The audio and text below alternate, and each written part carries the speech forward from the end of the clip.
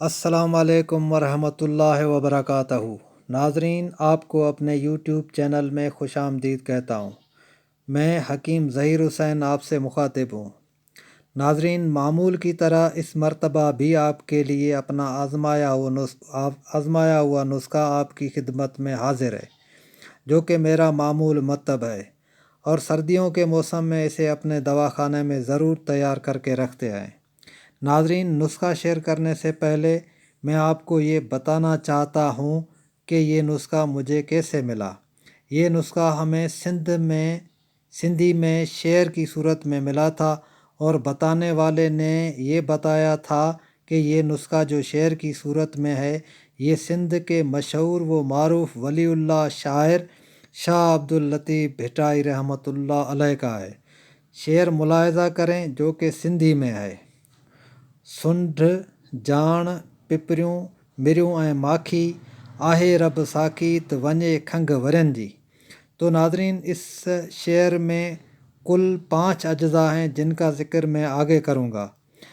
اب اس شعر، جسے سندھی میں بیت کہتے ہیں، کی تصدیق محقق ہی کر سکتے ہیں جو شاہ جو رسالوں کی تحقیق کر رہے ہیں۔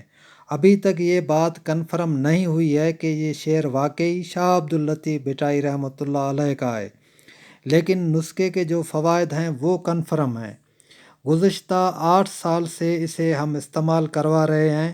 کھانسی میں تو خاص طور پر استعمال کراتے ہیں۔ اس کے استعمال سے کھانسی کتنی بھی پرانی ہو، انشاءاللہ چند خوراکوں سے ختم ہو جائے گی۔ کھانسی کے ساتھ ساتھ پرانا دمہ، بخار، گلے کی خرابی، بلغم کی وجہ سے جوڑوں کے درد کے لیے بھی مفید پایا گیا ہے۔ آپ استعمال کرائیں، اپنے مریض کو استعمال کرائیں، آپ استعمال کریں، مریضوں سے دعائیں حاصل کریں، اور میرے مرحوم استاد حکیم جان محمد جہانگی کے لیے مغفرت کی دعا کریں کہ اللہ تعالیٰ اس کی مغفرت فرمائے اور جنت میں اعلیٰ مقام عطا فرمائے، آمین۔ ناظرین، آپ نے ابھی تک ہمارا چینل سبسکرائب نہیں کیا تو چینل کو سبسکرائب کریں، اور ویڈیو کو لائک کریں، کمنٹ کریں، اور گھنٹی والے بٹن کو دبانا نہ بھولیں تاکہ ہماری نئی ویڈیو آپ تک پہنچتی رہے۔ تو ناظرین، نسخے کے اجزاء نوٹ کر لیں۔ سنڈ یعنی سونٹھ، جسے زنجبیل بھی کہتے ہیں، 50 گرام لیں۔ جان یعنی اجوائن دیسی، یہ بھی 50 گرام لیں۔ پپریوں یعنی فلفل دراز، پیپلی بھی کہتے ہیں، 30 گرام لیں۔ مریوں یعنی کالی مرچ، 20 گرام لیں۔ ان تمام اشیاء کو حمام دستے یا گرائنڈر کی مدد سے کوٹ کر چھان لیں، اور آخر میں ماکھی یعنی شہد ملا کر معجون بنا لیں۔